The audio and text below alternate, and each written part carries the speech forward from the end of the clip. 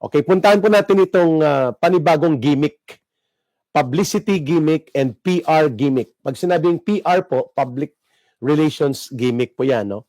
Nagpapatotoo po ito sa lumabas na internal memorandum, no, na ipinasa sa atin kung saan po nagkaroon ng briefing and consultation si Ginoong Marcos kasama po si John Vic Rimulya, si Congressman Toby Chanco, si Lola Barker Claire Castro at mga taga PCO, sina J. Ruiz, ang Presidential Commission for Communications Office at ang LILO. It is spelled L-A-Y-L-O. LILO. It is a survey firm equivalent to the group like Pulse Asia or SWS. No?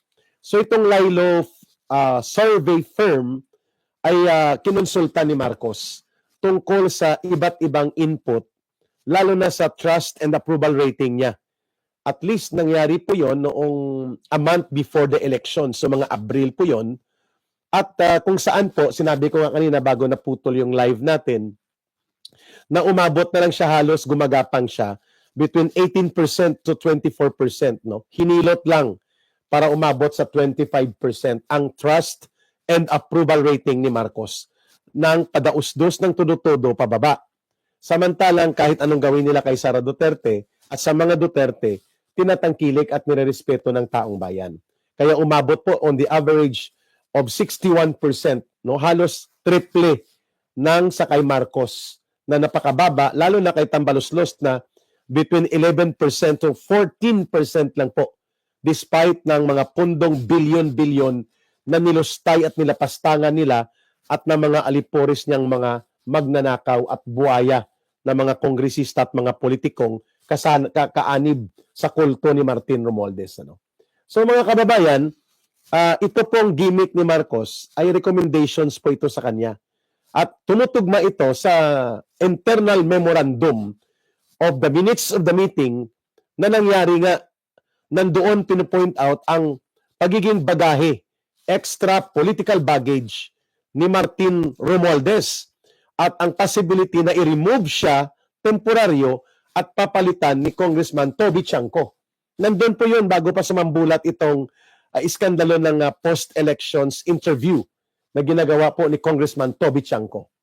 Nandun din po yung bagahe ng gimmick sa paggamit ng rice support na gagamitin nila ang gimmick na totoong nangyari ang 20 pesos per kilo na bigas. Subalit hindi ito magal, 10 days lang tapos na. Ang gimmick na ito, nag-backfire pa sapagkat hindi naman ibinunga ng totoong paglago at pag-improve ng rice production ng bansa sapagkat bagsak at lugmok ang agrikultura simula nang pumasok ang administrasyon ni Marcos, lalo pa nang siya ang naging concurrent Secretary of the Department of Agriculture, mas lalong lumaganap at lumakas ang smuggling sa agrikultura at lalo pang nalugmok ang produksyon sa palay, pagkain at iba pang mga pangunahing produktong kailangan ay napoproduce sa pagkain ng bansa. Nang siyang humawak ng Department of Agriculture, mas lalo pong nalugmok ito. So saan ang galing yung gimmick na 20 pesos na recommendation ng LILO firm na mag-gimmick siya sa 20 pesos per kilo na bigas? Sa mga bodega ng National Food Authority po yun at mga bodega ng mga private rice traders na binili nila at nagpalabas ng pondo na umaabot sa 15 billion pesos na question sapagkat yun ay walang COMELEC clearance na pwede kang mag-mobilize ng pondo at ng special project at the time of the election na very partisan ang pangingialam ni Marcos at ng kanyang mga tauhan sa gobyerno sa pangangampanya ng kanilang mga senatorial candidates sa tinatawag na alyansa sa pagwasak ng Pilipinas. Fong Lee Alok watching from Baguio City. Thank you, Fong Lee. Just Me Channel. Kaya pala nanalo ang 2 pink galing sa baba tataas. Ang suporta din na sila ng mga LGU. Opo, may gimmick po yun na kasama. Fairlibet Pakibot. Okay. Wait namin pagbalik ng Labang Kasamang Bayan. Miss na namin kayo ni Dr. Lorraine at sila Ina at Brother Franco. Ang gagaling po ninyo. Thank you, DK. We appreciate your appreciation of us. Thank you. So ulitin ko lang Yung buong pangyayari na inilalahad ni Congressman Toby Chanco, ang inside story ng gimmick sa impeachment, ng panunuhol, ng pangbabraso ni Martin Romualdez na pilit iparelease kay Marcos ang tinatawag na conditional release ng 90 billion na panunuhol na pondo in the guise of infrastructure project, hindi pa kasama ang mga political corruption fund nila na panunuhol din ang ayuda there, ayuda here, at mga gimmick ito na tinuna na doon sa Lilo survey firm na isinagawa po ni Marcos noong Abril. Unang linggo yata yun nangyari, upang sukatin at pulsuhan kung totoo ba na bumabagsak at pababa ng todo-todo ang kanyang acceptance and trust approval rating sa taong bayan. Samantalang steady sa 59%, 61% hanggang 64% ang trust and approval rating ni Sara Duterte.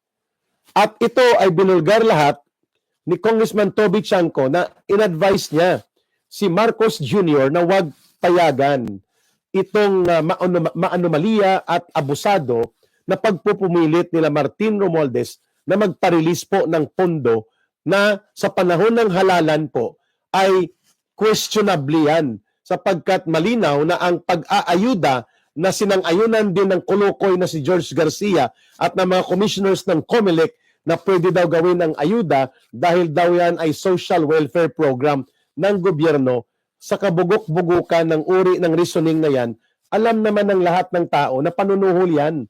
Yan ay artificial na pagbibili ng loyalty ng mga tao, at dahil hindi nga nila mapilit na talikuran ng mamamayang Pilipino, lalo na ng masang anak pawis ng ordinaryong mamamayang mga Pilipino, ang mga Duterte political group, lalo na si Pangulong Duterte at si Vice President Sara Duterte. Against all advice, itinuloy pa rin po nila pati ang impeachment na nakabatay sa panunuhol, hindi sa ebidensya.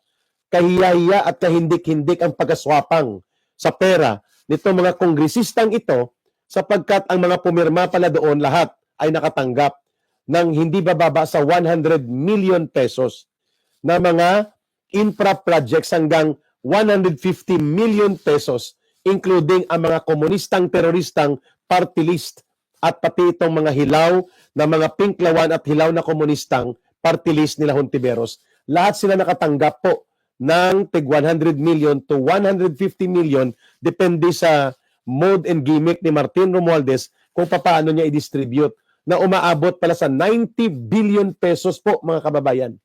Ang binraso nila na iparelease, conditional release, maagang-maaga habang hindi pa po na ibibigay ang mga sahod at benepisyo ng mga empleyado at kawani ng gobyerno, including ang mga sundalo at pulis, pinilit na at pinayagan naman ni Marcos ang gimmick ni Martin Romualdez na lutuin ng chapsoy at pansit kanto na tipo ang pagpapa-impeach kay Sara Duterte. Ito yun, nag-backlash. Kaya walang mga senador na taker, pati si Chis Kilay Escudero, nag-aalangan. No? Nag-aalangan sapagkat alam niya ang political setback nito. Kaya ang ginawa ni Marcos, nagda-damage control. Nag-arrange ng scripted, rehearsed, staged, managed. Yan po ay gimmick with Anthony Taberna. At nagpabait-baita na naman, nagkukunwaring siya ay nag-i-extend ng hand of reconciliation sa mga Duterte.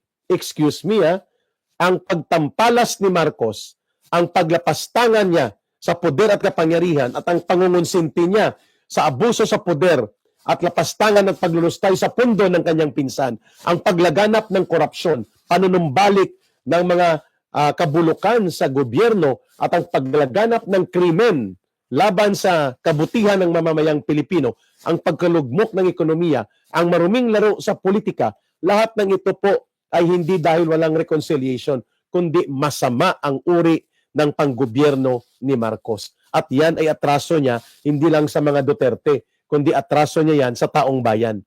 So what reconciliation are you talking about, Mr. Marcos?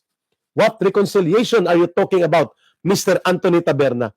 Bago mangyari ang reconciliation na yan, which is a political propaganda and PR gimmick na ikaw ang ginamit Ginoong Anthony Taberna, aba, kilalanin mo na ni Marcos ang kanyang pananagutan sa taong bayan. Sapagkat ang inagrabyado niya ang inapi niya, ang inabuso niya ay hindi lamang ang mga Duterte, kundi pati ang ordinaryo, lalo na ang ordinaryong mamamayang Pilipino na pinalugmok niya ang kabuhayan at ekonomiya at ngayon ay nakasadlak ang mahigit 52% ng ating mga kababayan ang nagugutom at naghihirap ang kalagayan sa buhay miserable dahil sa kainutilan at kabulukan ng gobyernong Marcos Romualdez. Kilalanin niya muna ang atrasong ginawa niya sa pagpapalusob sa cathedral compound ng isang religious organization, ng isang church compound. Ang mga church workers sinaktan, may mga namatay, hinaras at ginamitan ng state terrorism, and I'm talking about the 16-day siege of the kingdom of Jesus Christ, never seen before, that even the time of World War II, not even the Nazi Germany of Hitler attacked the seat of the papal throne or the authority of the Pope in Rome. Hindi po yan sinalakay ng Nazi Germany o ng mga fascist army ni Benito Mussolini sa Italy. They spared the seat of power of the Pope and the Roman Catholic Church out of respect for religion. Mga kababayan, hindi rin ginawa yan ni Marcos Sr. ng tatay niya na lusobin ang mga compound ng mga seminaryo at ng mga sanktuaryo ng relihiyon kung saan po marami sa mga simbahan Katoliko pinagtataguan at nagtatago ang mga New People's Army, kaming mga kadre, ang aming mga kadre, ang aming mga leader, ang mga commander, ang mga sugatan, diyan kinakanlong sa maraming area noon ng simbahan ng Romano Katoliko sa Pilipinas. Hindi ang ginawa ni Marcos na mag-raid ng mga simbahan, mga kababayan. Subalit itong Marcos Jr. na itong kulukoy na ito, sa sobrang pagka-gimmick sa bait-baitan, gusto niyang maniwala tayo na kalimutan na natin ang ginawa niyang pagpapalusob. Kagaya po ng paglusob na ginawa nila Marbil at nila Torre at kinonsinti ni Abalos, mabutit hindi ito nanalo itong kulukoy na si Abalos din sa pag-abuso nila sa poder at kapangyarihan sa utos ni Ginoong Marcos at sa pangungonsinti niya rin sa solsol nila Romualdez at ng mga advisor niya, sinaktan nila, winasak nila at sinira nila ang religious compound ng Kingdom of Jesus Christ. Anong ibig mong sabihin, Mr. Marcos? Kalimutan namin yon? Dahil nag-extend ka ng bait-baitan gimmick mo ng reconciliation? Hindi pwede yan. Hindi namin yan panalagpasin.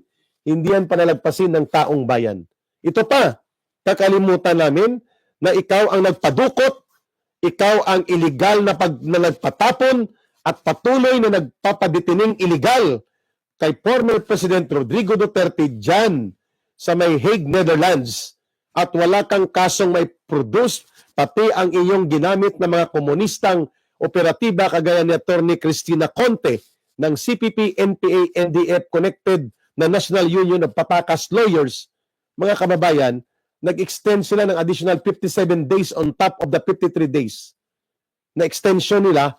So mantakin mo mahigit 3 buwan o halos 4 na buwan mabibinbin po ang kanilang responsibilidad na i-produce ng mga witnesses nila.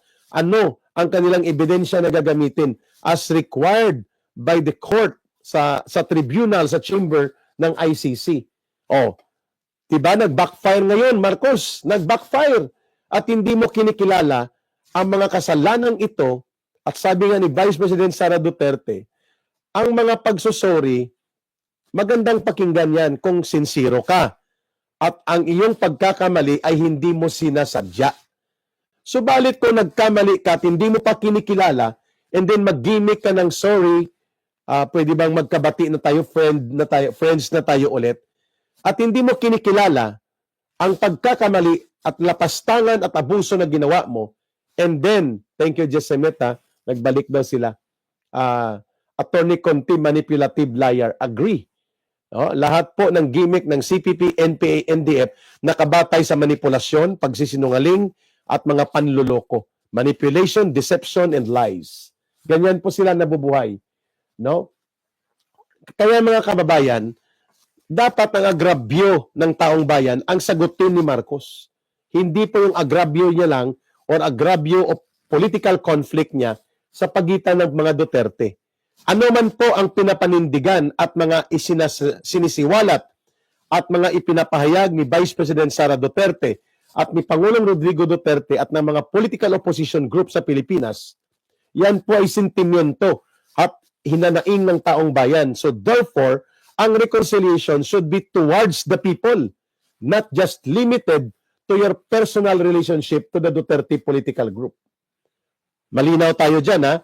Pangalawa, kung ikaw ay sincero at hindi tagos sa ilong itong gesture of reconciliation na sinasabi mo, dapat magkaroon ka ng totoong komunikasyon at sabihan mo ang ICC at pati na ang DOJ at ang Department of Foreign Affairs na ipalo up na maparelease si Pangulong Duterte and then dalhin sa Pilipinas balik, at kung may mga kaso itong grupo ng CPP, NPA, NDF at na mga grupong kinakanlong at kinakandili ng iyong pinsan, pinupunduhan at pinoprotektahan sila itong CPP, NPA, NDF, then they file the cases in the Philippine court authorities. Hindi doon sa ICC. Sige, gawin mo yan. At pwede kaming maniwala, oops, mukhang totoo to ah. Mayroon talaga sigurong nangyaring realization sa bahagi ni Ginoong Marcos. Pero pag wala po yan, anong sabi ni Vice President Sara Duterte? There can be no sorry to be accepted when you do not recognize yung impact ng ginawa mong kasalanan.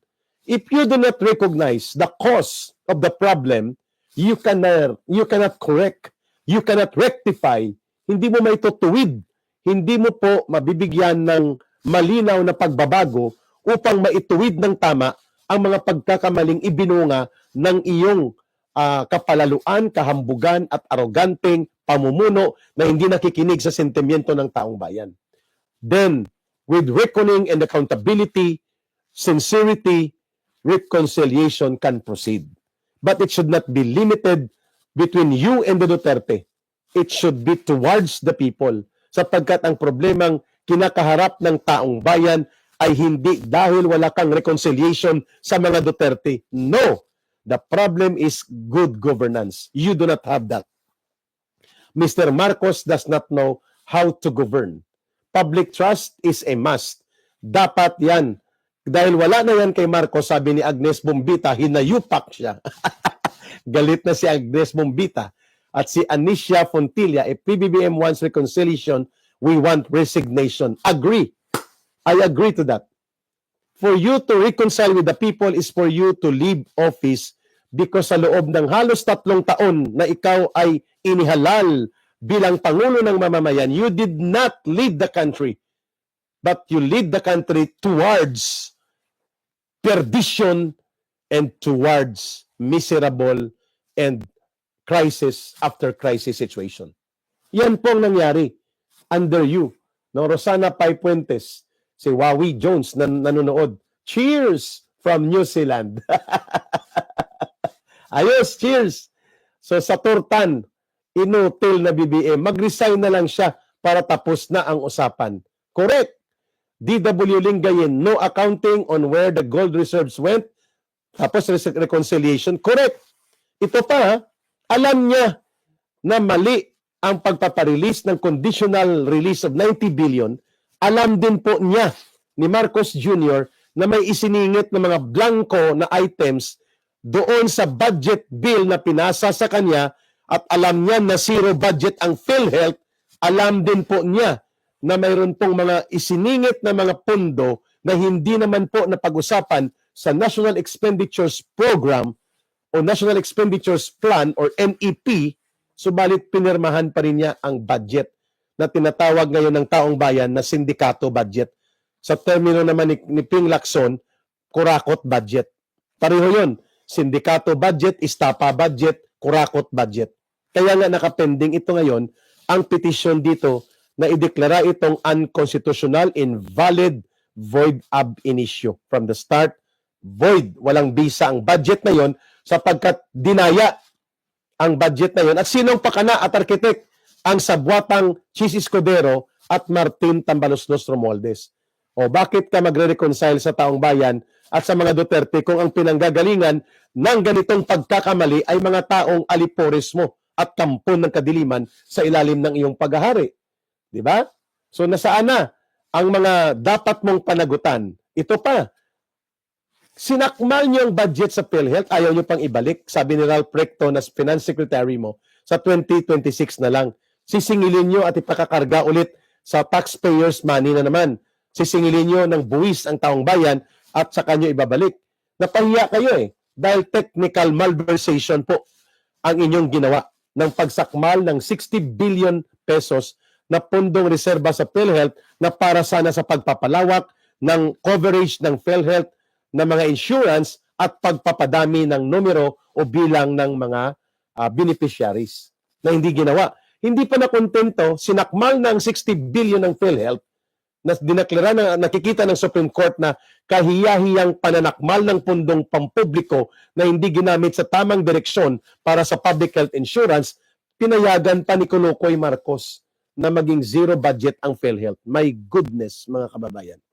So saan ka nakakita ng reconciliation ng kanyang solusyon? No. Accountability, rectification, and then